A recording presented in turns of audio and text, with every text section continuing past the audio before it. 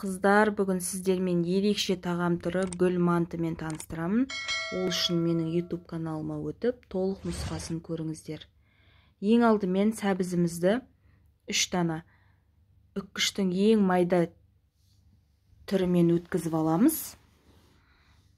Барлығын бірдей етіп өткізіп алып, қараңыздар, осылай шығады, барлығын өткізіп алып. Енді оның соғын сығып алатын боламыз. Ол үшін бізге сита керек. Осы ситаға бір уыстан алып отырып, соғын алып аламыз. Менде осыншама сок дайын болды. Енді соғымызға қосындыларын қосып дайындап аламыз. Ол үшін 50 грамм су, 1 жұмыртқа, 1 қасық куркума, қалауларыңызша тұз. Алдымен суымызды құйып, оған тұзымызды, куркумамызды қосып, бір араластырып аламыз. Вилкамен араластырғандарыңыз жақсырақ болады. Барлығын бір келкетіп араластырып болып, одан кейін оған жұмыртқамызды қосамыз. Жұмыртқамызды қосып, оны да әбден араластырып аламыз. Алдымен жұмыртқаны осылай бір езіп жіберіңіздер, содан кейін бір келкетіп араластырып алыңыздар. Барлығын араластырып болғаннан кейін 350 грамм ұнымызға осы массамызды құйып, қамыр жасап аламыз. Қамырымыздың түсі красительсіз сап-сары әдемі болып шығады. Қараңыздар, осылай жасасаңыздар, балдарыңызға да жақсы, зияны жоқ. Одан кейін қамырымызды илеп, иінін қандырып аламыз 2 рет. Қараңыздар, осылай болып шығады. Тағы да мен илеп алдым.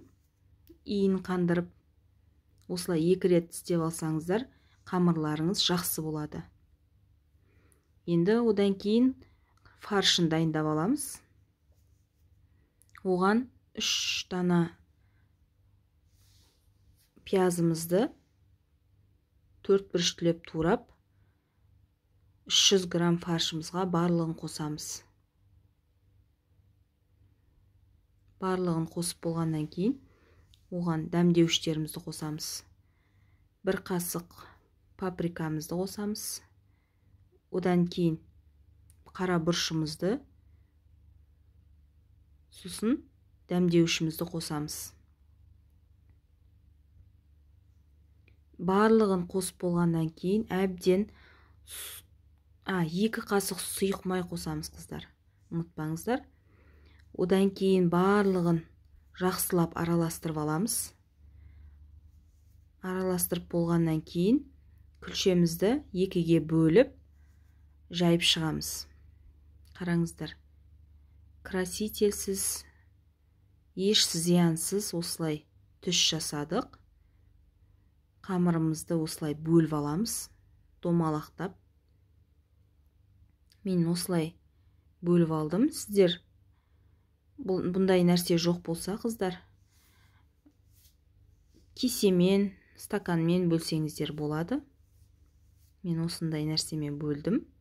Арнайы пельменге арналған. Одан кейін әрқайсысын 4 данадан алып алып, бір-біріне жалғастырамыз.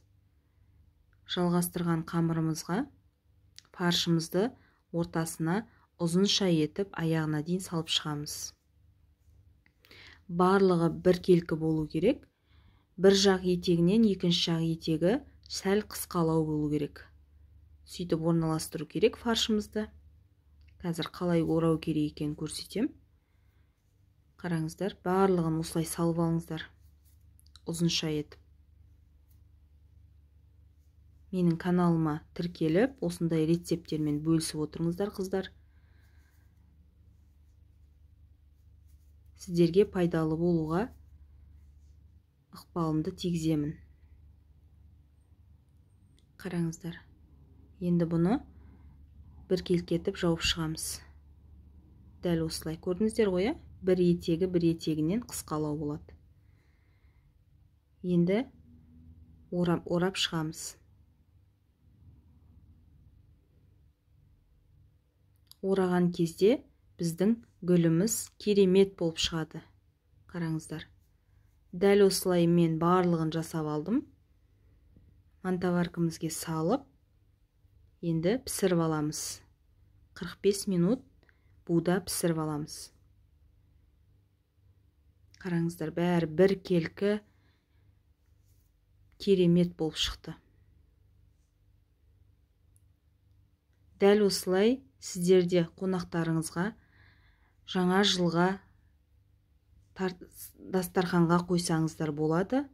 Қараңыздар, керемет болып шығады. Өздеріңіздің қалауларыңыз бойынша әсемдеп қонақтарыңызға тарту етіңіздер. Ол үшін менің YouTube каналыма өтіп, толық рецебін көріп, пікірлеріңізді қалдырып кетіңіздер. Сіздердің пікірлеріңіз мен үшін өте маңызды.